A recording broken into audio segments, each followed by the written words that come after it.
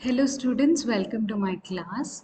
So in this video we will be talking about another important topic under your retrosynthesis unit, that is protecting groups in organic synthesis. Now so far in a few reactions you came across protecting groups. So in this topic, in this particular video, you will exactly understand what is the work of a protecting group and what are the different types of protecting groups that we use. Okay, so we will study protecting of different functional groups like alcohol, carbonyl compound, carboxyl compound, and amines. So first of all, what is a protecting group? It is a molecular framework that is introduced onto a specific functional group in a polyfunctional molecule to block its reactivity under reaction condition needed to make modification elsewhere in a molecule. Now imagine you have a molecule, see here in the example you have 5-hydroxy 2-pentanone.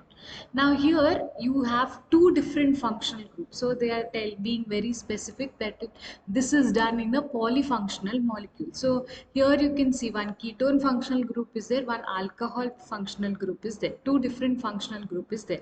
Now you want to carry out certain reaction to this particular target molecule in such a way that you want changes in the molecule at only one position. At only maybe this ketone functional group you want to make some changes. The alcohol group, the alcohol functional group, you want to retain it as such.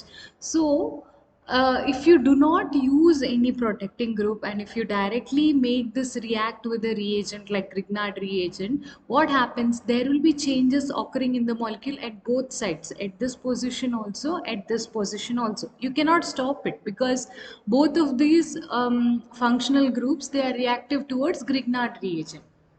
Okay, but if you want to control this, stop one of the functional groups from reacting to the Grignard reagent, what you can do is that you can introduce a new group called as protecting group. It's like, you're capping this particular part of the molecule. So if you want to protect this part from reacting to whatever reaction or modification you want to make elsewhere in the molecule, so what you'll do, wherever you want, whichever part you want to protect, that part you will make it react with the protecting group and you will cap it and keep. Once you have capped it, what you will do, you will make this molecule react with whatever reaction you want. Like if you want to make it react with Grignard reagent, you'll carry out the reaction. So only that part will react and the other part will be protected by protecting group. If it did not have been covered by a protecting group, it would have reacted, but now because you protected it, it will not react. And once the reaction is done, whatever reaction you wanted, once it's done, what you do is that the next step is called as deprotection, which is the exact opposite of protecting. So what you will do, you will remove that protecting group, so this group is now exposed or deprotected because now the reaction is done, right? So you don't need that protecting group anymore, so you will deprotect. That is the work of a protecting group. Now here in this case you are taking 5-hydroxy 2-pentanone.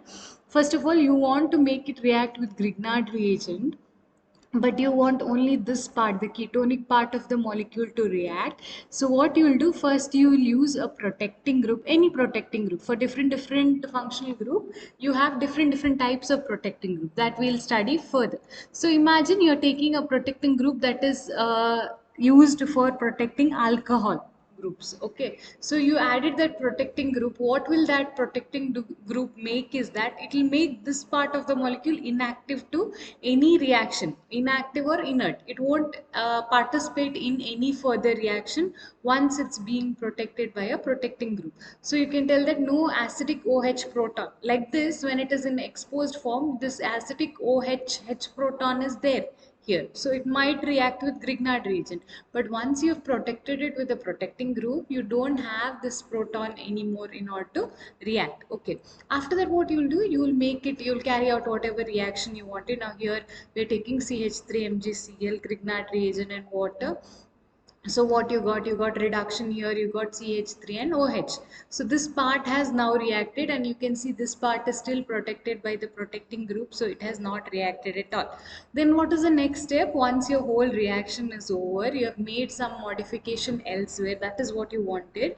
Now what you will do, you will remove this protecting group because now its work is over, right? So the step number 3 is deprotection, where you remove this protecting group from the molecule, and now we have already got the modification. So when protecting group, one more thing you have to keep in mind, what happens if you incorporate a protecting group, you will have additional 2 steps, and these steps are not productive. That means that they're not doing any contribution to the overall reaction.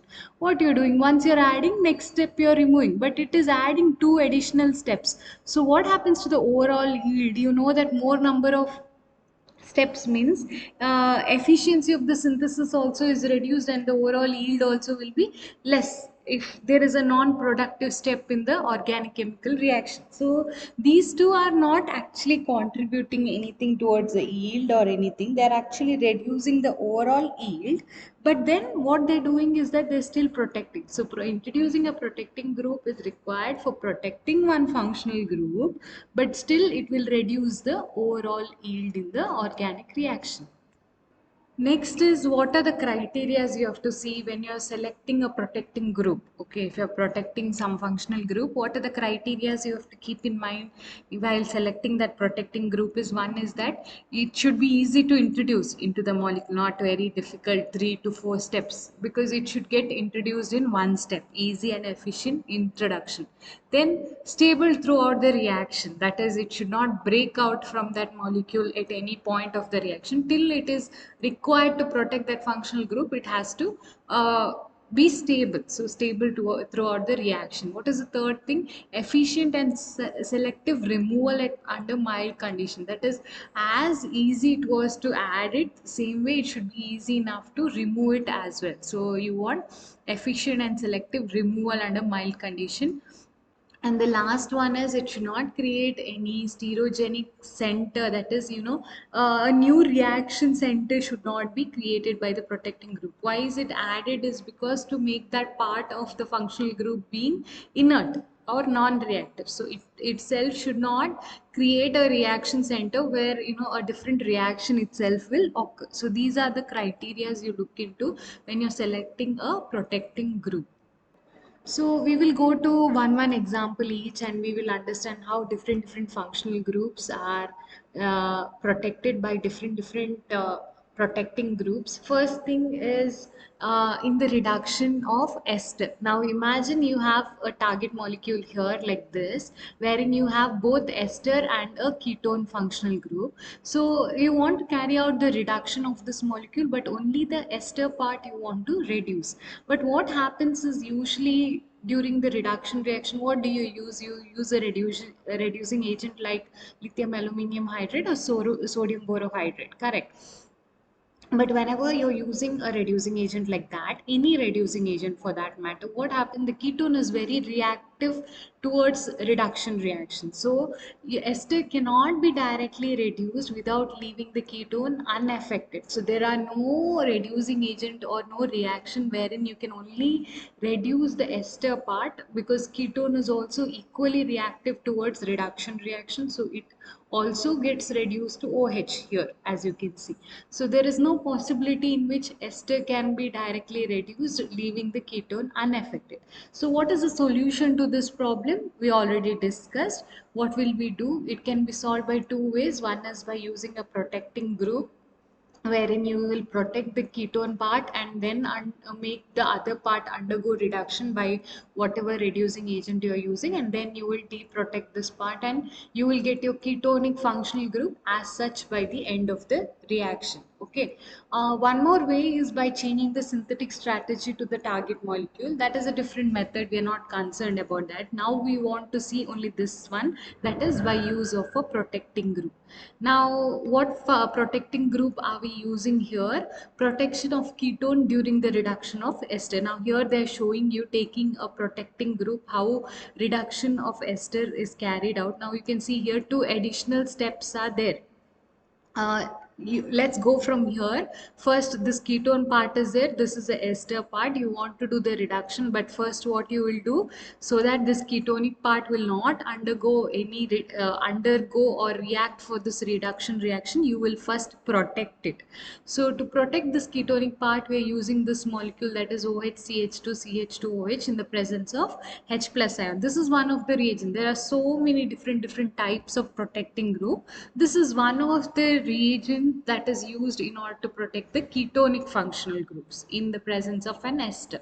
So when you make this molecule, target molecule, react with this particular protecting group, what happens? There is a cyclic structure formation here at the ketone, which is inert now. This is not going to react to any of the reaction for that matter until you deprotect this group with some required deprotecting agent. Okay, deprotecting also has to be done only by a particular reagent. You cannot deprotect by any reagent at all. So this group will now remain inert. Next, what you will do, you will do the required reaction, that is reduction of ester you wanted to do, correct? So you will take lithium aluminum hydride, you will reduce the ester part. Now ester part has got reduced.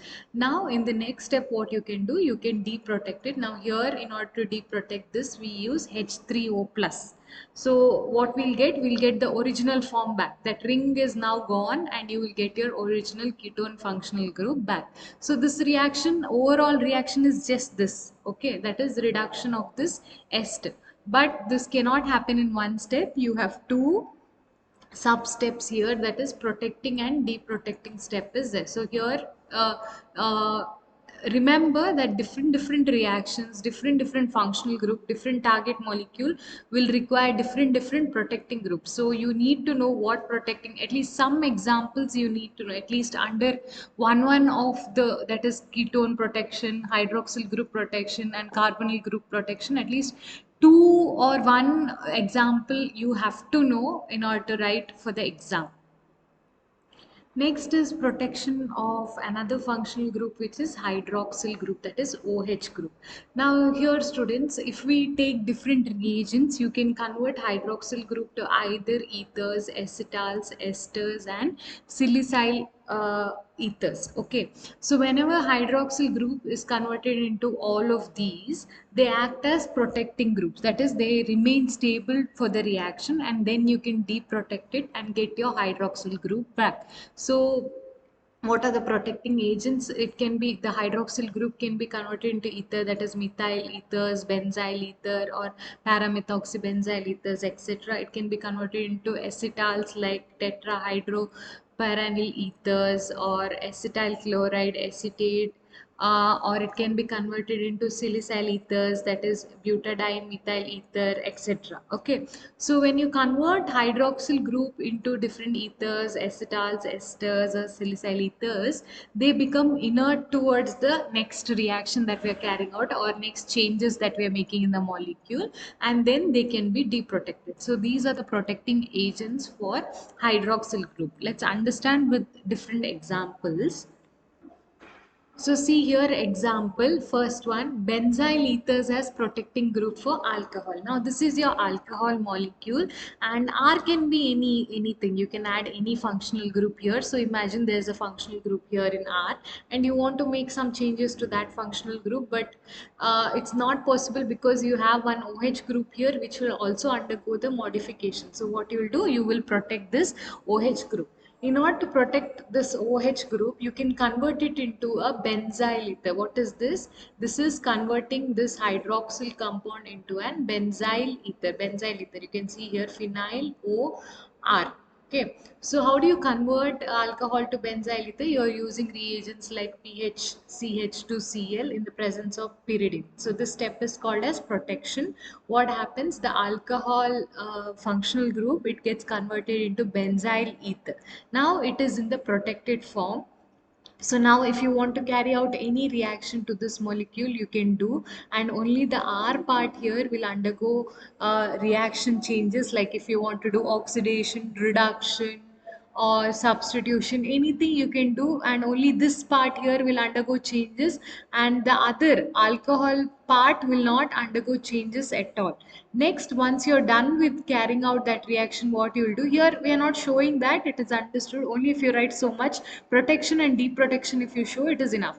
Next, we are doing deprotecting. We want this benzyl ether to get converted back into our alcohol molecule. Okay, so we are doing deprotection in the presence of hydrogen and palladium catalyst. When you make this benzyl ether react with hydrogen and palladium catalyst, you will get back your alcohol molecule, and any changes that you've made at R will remain as such. So reaction is done, correct? R has undergone changes. If you have done any additional reaction here, R will undergo changes.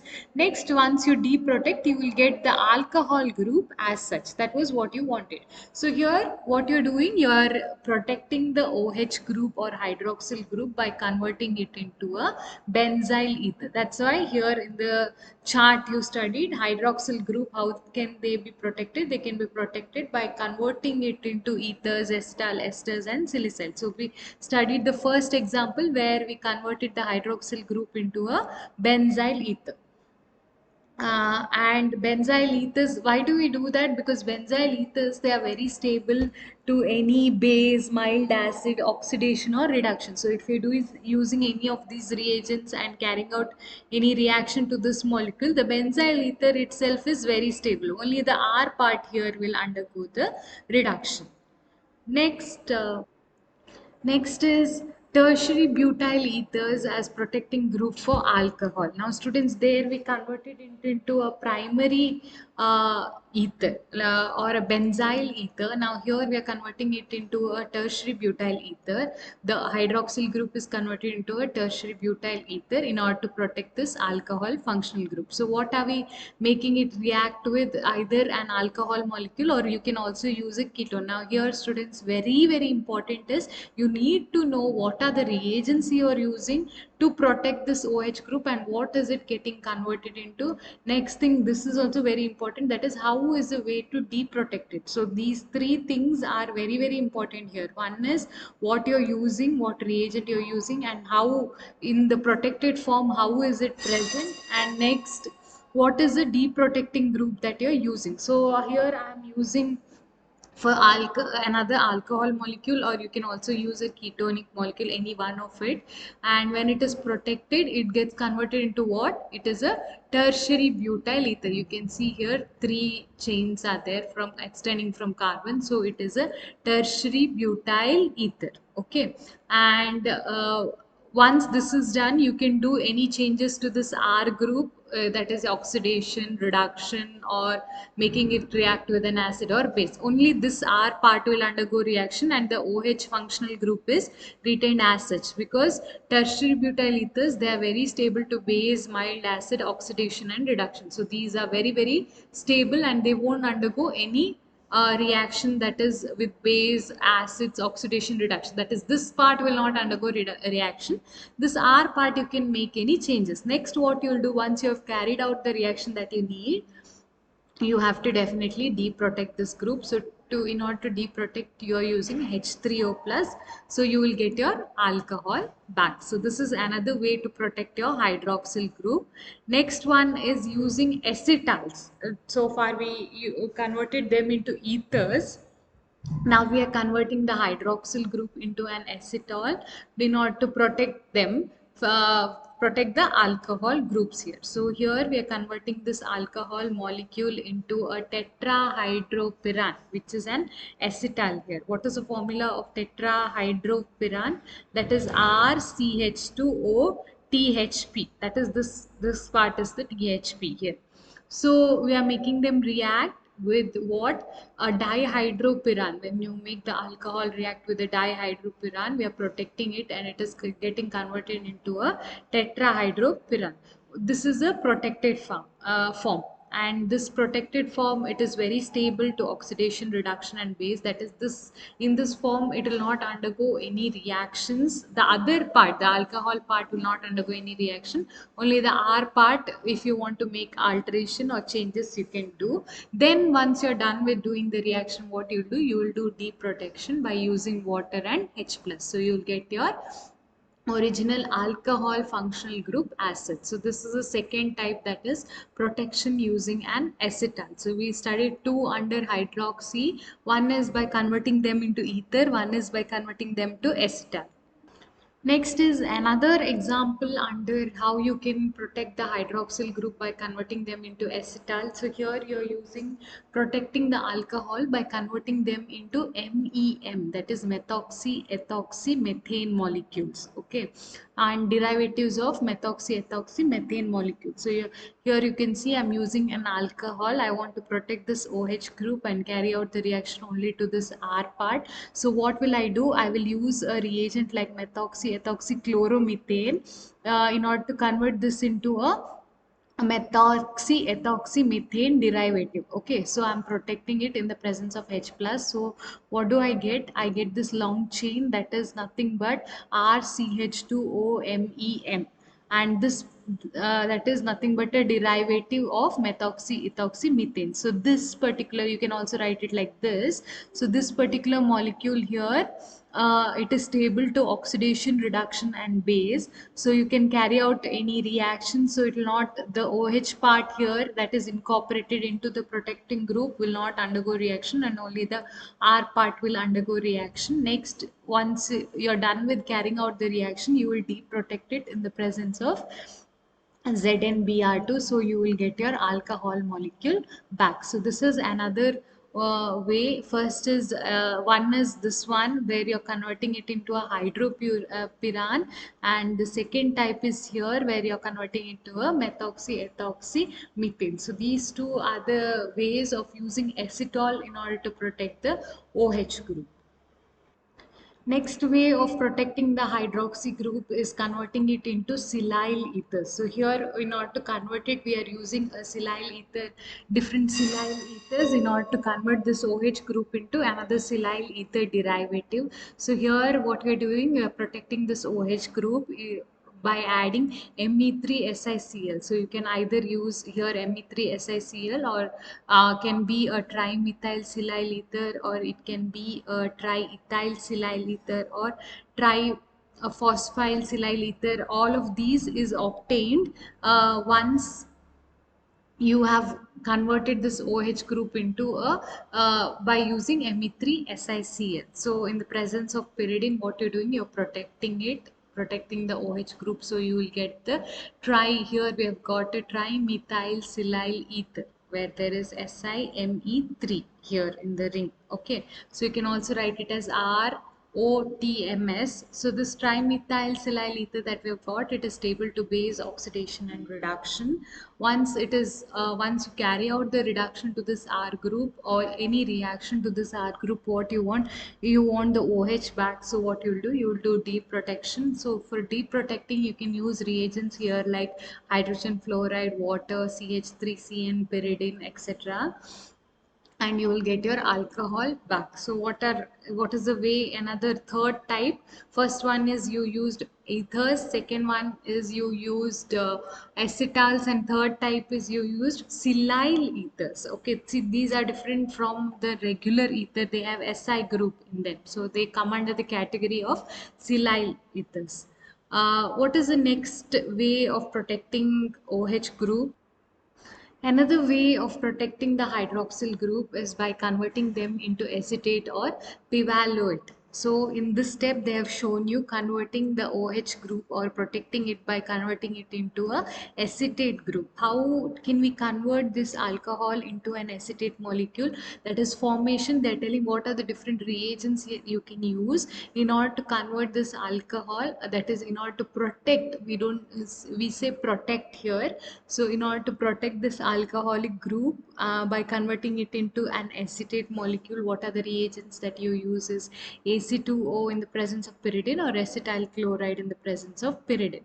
And once you have protected it, after carrying out whatever reaction is required, once you want to deprotect it back, then you use reagents like K2CO3, MEOH, refluxing, or NH3, MEOH, etc. So these are the reagents. Formation are the reagents that are used to convert it or to protect it, and these are the reagents that are used to deprotect it. Same way, you can also protect the hydroxyl groups by converting them into pivaluates. These are pivaluates. Okay. So how do you convert them into pivaluates? Their formation can be done by using reagents. Like here you have used one reagent. What is this? This is tertiary butyl acetyl chloride. So like this acetyl chloride, if you use any tertiary butyl acetyl chloride, you can convert them into a pivaluates, which are unreactive to any type of reaction. They are stable to acids, bases, and not compatible with strong nucleophiles such as organometallic reagents. So they remain stable at all conditions. Then how do you deprotect this? You, in order to get the alcohol molecule back, you can use a mild base in order to deprotect that molecule in order to get your alcohol back. Next is protection of diols. Now you have come across diols in when we are studying about oxidation, students, and you know that when we are making this diol molecule undergo oxidation, both of these OH groups will react. So if any case in any scenario in an organic reaction, you want to protect both of these OH group of a diol, so first method is by making them into cyclic acetals and ketols. That is, first one is by converting them into acetonides. This can be done by treating them with acid and acetone. So this is an acetonide. So 1 comma 2 formation of 1 comma 2 acetonide is favored over formation of 1 comma 3 acetonides. And how can you bring them back into diol form is by cleavage with mild aqueous acid. So diols can be protected by using converting them into acetonides, and then can be deprotected by using mild aqueous acids. Same way you can also protect diols by converting into them into cycloalkylidine acetals. Okay, so these are cycloalkylidine acetals. This is also done by making them react with an acid or these reagents. So you might get different types. That is one, this is the cyclopentalidines, and these are the cyclohexalidines. How did we name them penta? Because here only 5 carbon ring is there, and here because 6 carbon ring is there, they become the cyclohexalidine. So here this molecule, that is cyclopentalidine, this is slightly easier to cleave than the acetonides, the previous one. Okay, these are acetonides. In when you want to cleave this molecule, it is cyclopentalidines, they are comparatively easier to cleave. Then comes the acetonides, and cyclohexalidines, they are the harder to cleave. Out of all the three, these are more difficult to cleave. How do you prepare these pentalidines or hexalidines? They are prepared by using acid, or you can use tosyl alcohol, and benzene can also be used in by replacing the acid. In case of acid, you can also use benzene. How do you do the cleavage back to get the diol? What do? You can make them react with HCl, water, or ETOH. Next is diols. They can also be protected by converting them into benzylidines. So here you can see this is the benzylidine molecule. The diol is protected when it is made to react with acid and maybe benzaldehyde reagent. So you will get the benzylidine. And here also 1 comma 3 benzylidine formation is usually favored over 1 comma 2 benzylidine, and they are usually hydrogenalized slower than benzyl ethers or olefins. How do you get this back into diol once it is protected? How do you deprotect it? In order to deprotect it, cleavage is done by acid hydrolysis or hydrogenolysis. But you here they've already mentioned that compared to benzyl ethers, these are much slower in order to get hydrogenolized. But that is how you deprotect this molecule. And for the preparation, what do you use? Pyridine tosyl alcohol or benzene, it can be used in place of acids. And for cleavage, that is for carrying out hydrogenolysis, you can use hydrogen palladium, ETOH can be used. Next way is by converting this diol molecule into an cyclic orthoester, that is by converting it into a methoxymethylene ester. So you're using a diol and you're taking a reagent like trimethyl orthoformate, and in the presence of acid catalyst, what do you get? You get a methoxymethylene acetal. Okay, and same way here, if you this you will get as a ethylene acetal if you take triethyl orthoformate and acid catalyst. So how are you protecting the diol here? By converting it into cyclic orthoesters. These are called as cyclic orthoesters. How do you deprotect it? Cleavage is by mild acidic hydrolysis followed by basic hydrolysis that will result in monoformates, and you will get your diols back. Here under protecting group, all that you have to remember is what are you using, what are the reagents you're using in order to protect them, what do you get, and how do you deprotect it. That's the most important thing to remember here. Another method to protect diol is by converting them into cyclic carbonates. Like in this case, we have converted this diol molecule into carbonyl diimidazole. This is a imidazole ring, correct? So how do you do this? How do you convert cyclic alcohol? Sorry, this is not the imidazole ring. This is the cyclic carbonate that we have got, that is containing cyclic group containing the carbonate group. What is the reagent that we're using in order to convert this diol into a cyclic compound is a carbonyl diimidazole, that is EM2CO. This is nothing but carbonyl diimidazole, or you can use reagent like Cl2CO, etc. So under all these different reagent, you will get cyclic carbonate, and these are stable in acidic medium, and they are much more difficult to be hydrolyzed than compared to ester. Then how do you cleave it, or how do you deprotect it? It can be deprotected by using suitable base. So if there are three reagents that are given, if you remember any one, like carbonyl diimidazole or triphosphogene, etc., can be enough, is more than enough if you remember any one of the reagent here. Diol protected by converting it into a cyclic carbonate. Next is how to protect, that was about diols. Next we are moving on to how to protect aldehydes and ketones. Ketone, one first example we already studied in the beginning, that was while how to protect a compound containing ketone and ester. Here we are seeing how to protect groups of ketone and ester, ketones or aldehydes here. Okay, so one is by converting them into acetals or ketals. So the acetal ketal protective group is introduced. How do you convert these carbonyl compound aldehyde or ketone into acetals and ketals? Is by treating them with carbonyl compounds with an alcohol, treating these aldehyde ketones with an alcohol or an orthoester or a diol in the presence of Lewis acid as a catalyst. You can convert them into acetals and ketals. And these acetals and ketals that are formed, they are very stable to strong bases, nucleophilic reducing agent, organometallic reagents, and sodium, lithium, ammonia, etc. Okay, so reduction reaction and everything, they are very stable, the acetals and ketals that are formed. And then how do you deprotect them? How do you convert the acetals ketals back to aldehyde and ketones?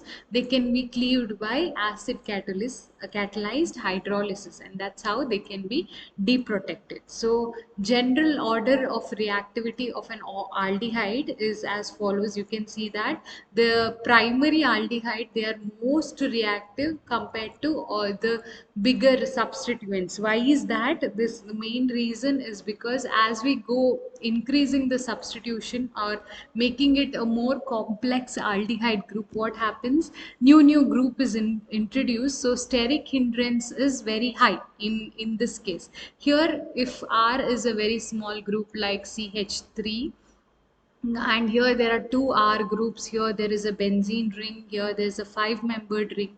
So as you go on, what happens? The steric hindrance or the group that is attached to the aldehyde functional group becomes, or ketone functional group becomes bigger and bigger. So it is causing big steric hindrance for the protecting group that is coming and reacting with the functional group. So because of increased steric hindrance, the reactivity decreases. So the simplest aldehyde or ketone is highly reactive and can be easily protected compared to the more complex one. And 1,3 dioxanes, that is a 6-membered ring, hydrolyze faster than compared to that of 1,3 dioxanes, that is in a 5-membered ring acetal.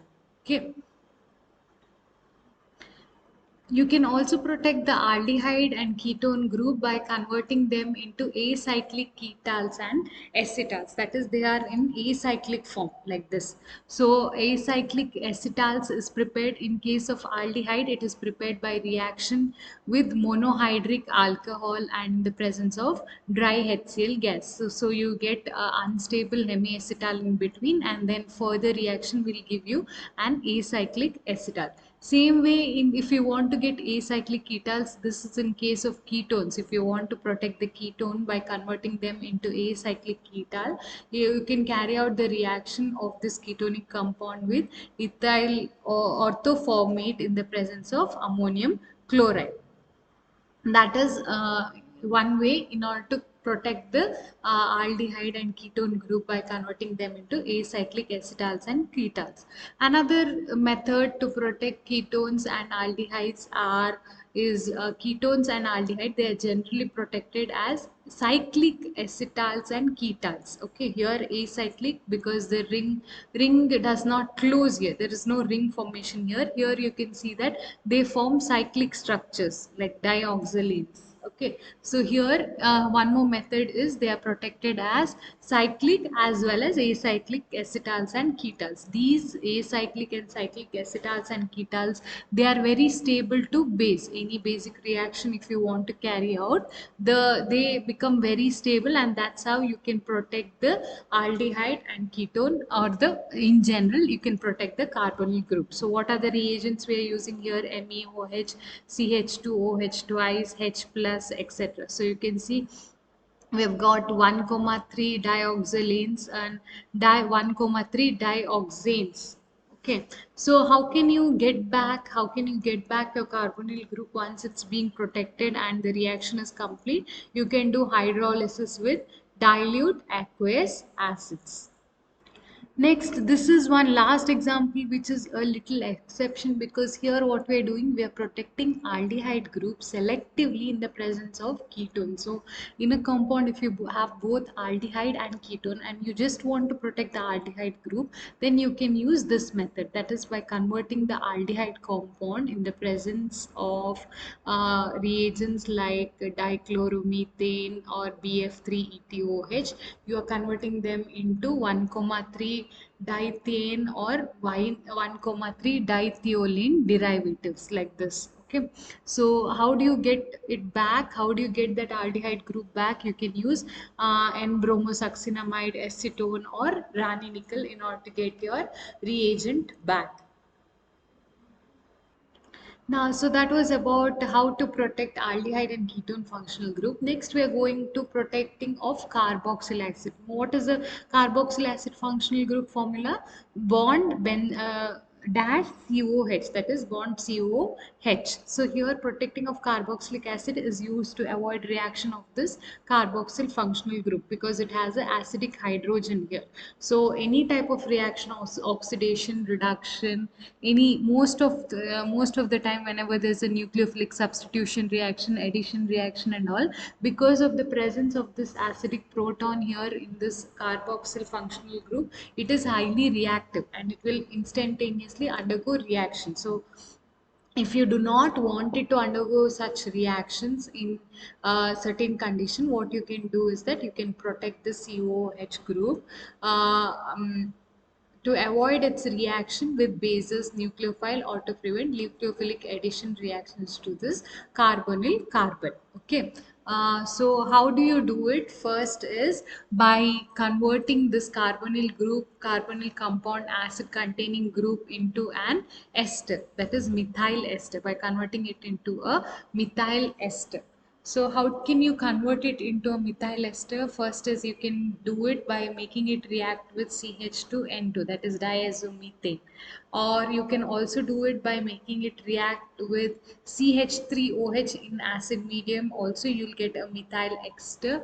Or you can do it by making it react with CH3OH in the presence of isocyanide, or you can do it by making the acid react with sodium hydride in the presence of methyl iodide. Also you will get an acid, you'll get an ester. So how to convert protect this carboxyl group here, students? One is by converting it into ester. There are 4 different types of reagents that are given, so you can remember any 2 of it. Next, another method in which you can protect the carboxylic acid is by converting them into esters. Okay, so in order to convert carboxylic acid into esters, what you can do, you can use Fischer esterification method, wherein you are treating the carboxylic acid with alcohol and H plus, or you can use acid chloride, alcohol and pyridine combination, or you can also treat the carboxyl group with tertiary butyl esters like isobutylene and acid. You can treat them with diazomethanes also. So here they have used N-N cyclohexocarbamide carbamide, and they've treated carboxylic acid with this amide, so they will get a cyclic ester. Then how do you do the cleavage back? Cleavage is done by different reagents like Mg3SiCl or BBr3 or lithium chloride in the presence of DMF or pyridine. So you will get your carboxylic group back. One more method is by converting this carboxylic acid group into tetrahydropyranyl groups. Okay, so this is tetrahydropyranyl group. So when you treat them with TSOH, CH2Cl compounds, you will get a tetrahydropyranyl group. And to get back the carboxyl group or to deprotect, what you will do, you will use ACOH and THF. One more method is you can convert them into benzyl esters. They are useful protecting group. Converting this carboxylic acid to benzyl ester is a very good method to protect the carboxylic acid group. Reason is because cleavage or deprotecting it is very easy, because it can be cleaved by hydrogenolysis. So here we are using you're converting it into a benzyl ester using benzyl alcohol, and then you're getting back, you're doing the cleavage back using hydrogenolysis method, where we use hydrogen palladium catalyst. So that is one simplest way in order to protect the carboxylic acid groups. One more method that we can use is by converting them into silyl esters, which we studied previously also.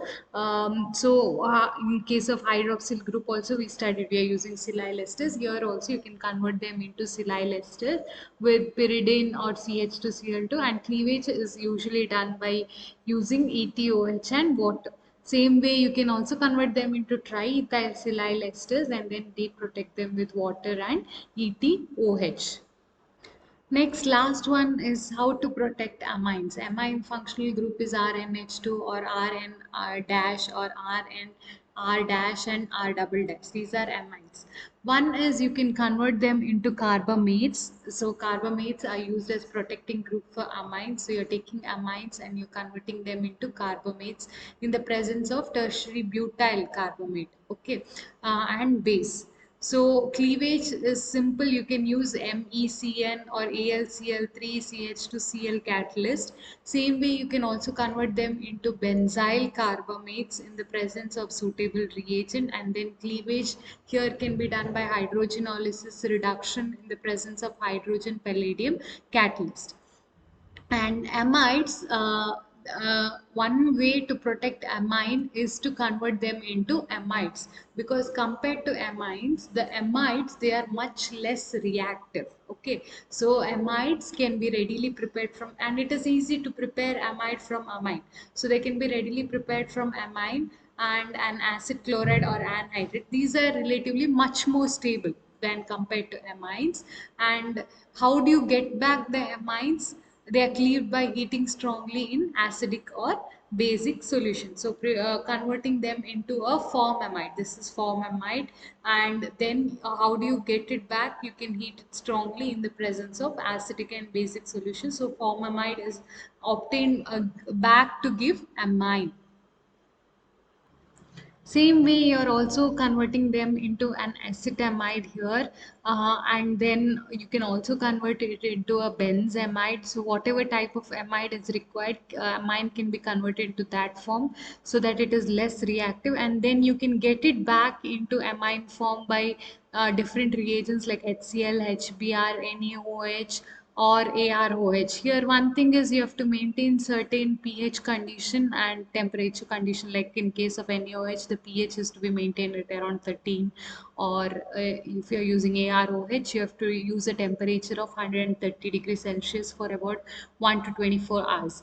You can also convert them into cyclic imide. This is very commonly used if you see amine protecting. One commonly used method is to convert them into cyclic imide because they are very stable at any oxidation or reduction reaction. So how do you do it? You're taking amine, you're making it react with phthalic anhydride, that will result in getting cyclic imides like this. Same way it is made to react with majorly phthalic anhydride in order to get cyclic imide. And cleavage back to get the amines is also very easy because you can use NH to NH2 or ETOH or phenyl amine reagents. 20% HCl can all give you back the cyclic imides. So these are this is about protecting agent. We studied about different protecting agents and how they work.